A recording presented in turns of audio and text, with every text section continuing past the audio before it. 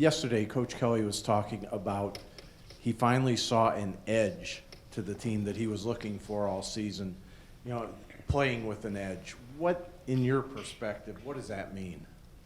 I think, Coach Kelly has a bar of what he thinks the energy, execution, and there's a bunch of different categories within that. But, putting all of that together, I think, is what he's really talking about. And there's been games where we've lacked one area and had the other, or vice versa. So I think we kind of pulled it all together in this past game and played all around a good game as a team. What allowed it to come together? Why now? I don't really have an answer for that. We knew that we were just working towards something and working towards, being the best team that we could be. And I think it's just starting to kind of shape around, and guys are starting to realize how talented we can really be. So, with your career, the position changes, everything else you've gone through, what were the difficult points in that? What were the parts that were hard to get through and get to the point of where you're at now? Yeah, I think for me, some of the difficult parts is just finding the confidence, right, to jump into making a position switch. I made that decision and I went upstairs and talked to coach about it. Who knows where I would be if I didn't find the confidence to go and have that discussion and have confidence in myself to take on a challenge like that. So that whole challenge was difficult. Then obviously this year's been a challenge as well, just with our situation, but two great challenges that I've learned a ton from and wouldn't change. What would you tell a young guy, maybe a freshman who's on the team now before you leave, that's, they've come to make a position change? What would you tell him as some advice that maybe you didn't know 4 years ago that you want to let somebody in on? I wouldn't say not that I didn't know, but I'd say more of just, having confidence in the coaches. And, they've been in the game for so long. And, I was questioning some things when I was switching positions, and it's difficult. It's a totally different way of the game and way to play. So just having confidence that they know what they're doing and they're going to coach you to the best of their ability to make sure that, you're performing for the team. So, James, you kind of mentioned it after BVG got fired in September that he was one of the guys who really helped you along in your transition, in your position switch. When you think back to the start of it, in maybe January, February of 2014, what did his support kind of mean to you during that period? Yeah, well, through that time, obviously you're pretty much failing every single day. Like, I'm coming in, never backpedaled in my life, really. Didn't know much about defense, maybe just normal coverages. But yeah, you're pretty much coming in and failing every single day. So to have somebody like Coach Van Gorder who is working you through that process and continuing to give you confidence and, hey, you're learning this today and you've improved here, and but also at the same time pushing you. And Kyle McCarthy was another guy that really helped me and spend some time. So I think those coaches' presence and their continuation to work with me gave me confidence through the process. How much did some of your other teammates, at that point, whether it was Jalen or a Jarrett Grace or a Joe Schmidt, kind of help you through that transition too? I think a ton, right? Because I never hit a sled. I never did linebacker footwork, linebacker drills. So that stuff, finding comfort in that stuff, I think is where I found it more with Joe and Jalen and Jarrett. Guys like that spent some time on, hey, work this little step when you're going into this drill, or try this technique when we're doing this part of practice. So I think that's where they really came in. So basically, you, the things you're talking about there, you didn't have any idea what you were doing, in spring practice 2014, how to hit a sled, how to do any of that stuff? It was all new for me. And I see myself as a pretty quick learner. So it came to me pretty quick, and it was natural, and it was a good transition. But obviously, I wasn't doing it like Jarrett Grace since, he was probably 4 years old hitting the sled out in the backyard. So it was new. It was different than running routes all day, and it was a different mentality. So they helped me with that a ton. Have you had a moment yet during the season to kind of sit back and reflect on your time here, or do you think that'll come after the season? Yeah, going into senior weekend, I think that's kind of coming among a lot of us seniors. And, I try to once a week, just on Sundays, go down to the grotto either if it's by myself or with Martini or anybody on the team, and just kind of spend some time to think about how lucky I am to be at a school like this, and to have accomplished all that I did and have the opportunities that I have. So I try my best to do it once a week, and just kind of really think about how lucky I am. Where do you feel you've grown this year, in terms of your linebacking skills? I think that before I was just the kind of do your job kind of guy. I would hold the edge, I'd fit my gap, I'd pressure when I was supposed to pressure, but I never really went out of my way to make a play. I think this year, I've been playing much more loose, much more flexible, and it's shown with the plays that I've been making. When you do leave this linebacking core, how confident are you in the guys who will be replacing you, specifically a Niles Morgan, and leading that group? Yeah, Niles is going to be a great leader, but also Greer Martini. That's a kid that comes to work every single day and shows the linebacker core how to work. It's tough to come to practice, especially through a season like this, but Greer's been a guy that's backed me up on the energy, the execution. And people say, yeah, he can play any position. He honestly comes to practice every day, works as hard as he can, and keeps other players accountable. So between those two guys, I've got all the confidence in the world that the linebacker room will continue in the direction that it has. Thanks. James in the middle. Did your move a couple years ago now put you in a better position to play professional football? Yeah, I believe so. If I was a receiver, I had 2 catches my freshman year, maybe would have had 3 or 4 my sophomore, and maybe come up with a big, senior season of 10 catches. So yeah, I feel so much more comfortable on the defensive side. It kind of fits my mentality a little bit more. Like I was saying earlier, I've learned so much about ball since, and I would like to see myself as one of the smarter linebackers in the country. So I think that definitely helps me going, thinking about the next step. They don't pay receivers to block in the NFL. I don't think so. If they do, then I'll look at that. You'll switch back. Yeah, go block people for a day. And actually, Coach Kelly kind of mentioned he thought because of your special teams ability, which you've had to be pulled away from a little bit this year, and your growth as a linebacker, that you've set yourself up for that future. He kind of made an odd, offhanded comment. He's not sure you want to play professional football. Do you want to play pro? While we're in the building, we focus on, and I'm still here. I've got 2 games to get a win and hopefully be bowl eligible. So that's really the focus between a lot of us seniors, and I can speak as, for Isaac and all those guys. We're really focused on finishing our career here strong and, really leaving our mark and impact on some of these players throughout these last couple of weeks and hopefully into the bowl game. And, those are the conversations that I'll have with Coach Kelly after that. But we've really just tried to do anything that I can to improve this program and play my role here. So, yeah, I definitely do desire to play in the National Football League, and it will be something that I'll be chasing here in a few months. But as of now, just trying to finish up the career on a high note. And I asked Mike this as well, with these 4 years as a player, basically 3 years as a starter. Do you some games you can just look back on, 5-10 years down the line that you are going to remember playing, something stand out to you?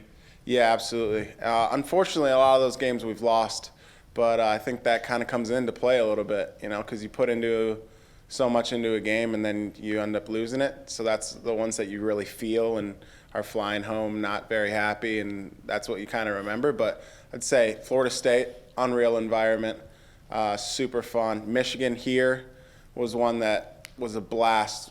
Night game, blew them out. That was one that, we won and it will be memorable.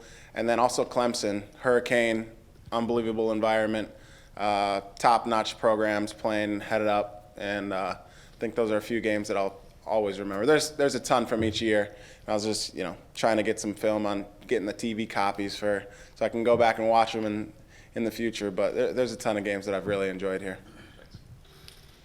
James, you guys always take great pride in treating every game the same. Considering it's your last home game, can you treat it the same this weekend? I would like to say yes, but it's difficult. I've really invested in this program, and for it to be my last time going on the walk, and there's so many lasts all in one weekend that it's tough not to take those in and kind of cherish them for the last time. But there's nothing I want more than getting a win in my last game in that stadium. So that's what I'm really trying to focus on, and we can celebrate the accomplishments after for my career and for all the seniors' careers. So I'm really looking forward to a win, though. In previous years, did you ever take note of how some of the seniors were reacting to their last game here? Yeah, I think it's definitely an emotional weekend. You try you try to keep it together as much as possible, but then you've got mom crying and then your brother's over there hugging you, and it kind of becomes a sap moment for a little bit, and I'm sure that'll happen. But, refocusing back for the game is important, and, like I said, it's just a lot for a weekend, but you try to control it as much as possible. What are the biggest priorities against this offense this weekend? I know they have 3 wide receivers that have been really, really good in their careers Done well. and this year. What are the focal points for you guys this week?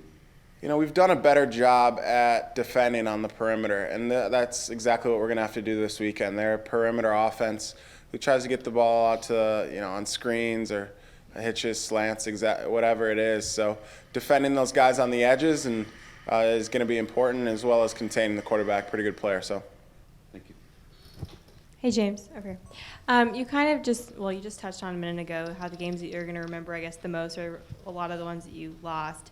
And I kind of wanted to see if you could elaborate on just how you think that failure and adversity eventually lead to success for you personally. Yeah, well, I think, each loss makes every win even better, for me at least. And, you put so much into it. This game's so unique just because, you're working out and training for just 12 guaranteed, well, not even guaranteed, but 12 events that you're going to be able to perform and put on a show. So when you kind of let yourself down, you sometimes feel like you either let yourself down or your teammates down, and it's never a good feeling. But from that's what pushes you to get back to work and try to continue to evolve as a player and be more productive and be the player that you need to be.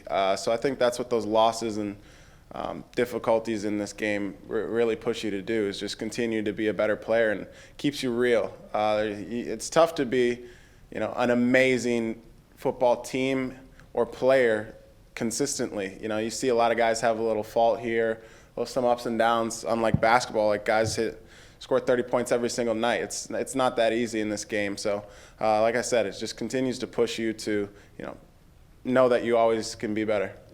I'm sure you'd rather have won those games that you lost, but do you feel like you need that failure and adversity in order to have success? Like you need to do those things? Yeah, I think you can get it from a lot of different lessons, though. You have that in the off season as well. Challenging off seasons put you in that situation as well.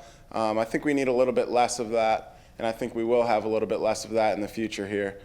So I think focusing on the off season and having some of those challenges prepare us for the season will lead to having a few less of those during the actual season. And now Mike was just in here and he talked a little bit about, I guess, kind of the small victories that you guys can take away from the season. And I just kind of wanted to know if you felt the same way and what you would view as some of those small victories. Yeah, I mean, there's been a lot to learn from this season, especially for the captains and some of the older leaders. For me, I think I've said this before, but it just comes back to really finding the love and passion in what you're doing. When everything's not going very well, it's pretty easy to break down, and vice versa. When something's going really well, it's easy to be a leader and it's easy to be the all-star player. But when things aren't going very well, it's tough to show up every single day and have a smile on your face and work and get other guys to work around you and still push themselves to become better players. So I think for me, within my room, I've done a good job of keeping the guys focused on continuing to become better players and playing our role in this game. So that's a small accomplishment I see in myself. And as the whole team, I think a small accomplishment for the whole team is just that we haven't stopped. There's not a guy on the team that I would say has quit on what this season is. They still come to work and still are trying to become better players. So I think you don't really see that in a lot of other programs. And now Mike also said that it easily could have gone the other way. Yeah, exactly. So how did you guys just make sure that it didn't? I mean, was there something that was said? Was there just, I know there's a lot of talk of leadership, and of course the senior leaders are, excellent here, but just, is there something that happened to make sure that it didn't go the other way? No, I think it's just the culture of what we have here. And, like you said, the leaders and people on the team, and not even really just the leaders, but the younger guys. Like I said earlier, Martini buys into, continuing to work, and it's those younger guys that buy in, that keep the program going. It can be, 10 older guys saying, come on, let's go win this game. But if you don't have some of these younger guys helping you on special teams and within all the aspects of the game, it's tough to really keep the program heading in the right direction. James, right over here. Yesterday, Coach Kelly said that you and Isaac were the guys that kept this thing together, the hardest workers during the most trying times. To hear that from your head coach, that kind of compliment, what does that mean to you? I mean, it's a ton. That's kind of what I base my life off of, right? When things aren't working out, you just work harder.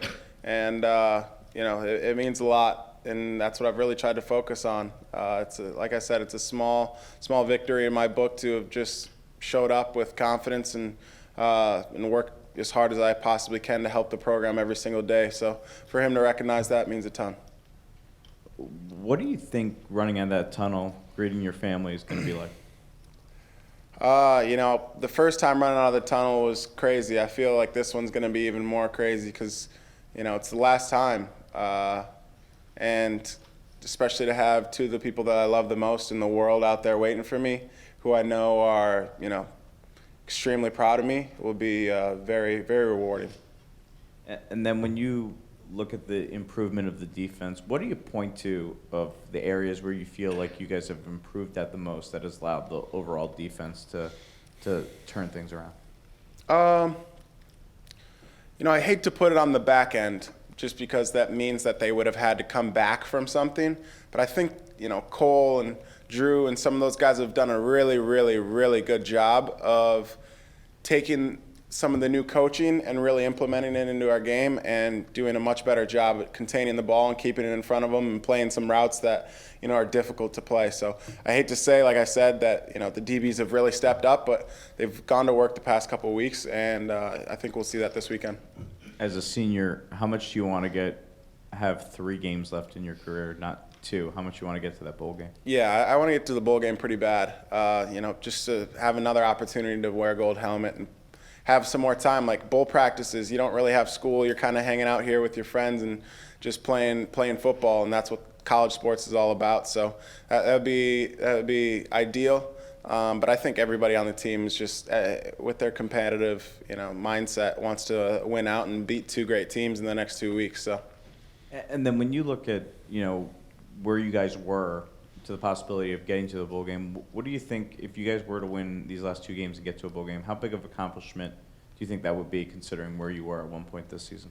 Yeah, I think it's huge, just to turn around and being the solution to this whole thing. And it would be very nice to see that some of the work we've put in led to something, something that we can hold on to and have another opportunity to compete, like I said. So.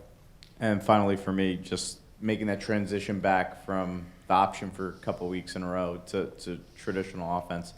What are the difficulties in that? And then how much have you guys, how hard has it been, I guess, in this last day to just get back to facing that? Yeah, just getting a little rust off, I think. We've spent some more time with the offense going 1s versus 1s, as well as having some individual, sections that, like I said, working the rust off, doing some of the individual drills that allow you to get back into some of those movements. Like I was talking to Julian Love, and he was up playing a totally different position, so his first move was forward like mine was, and now he's back there pedaling again. So it just takes a day, a couple periods to get used to.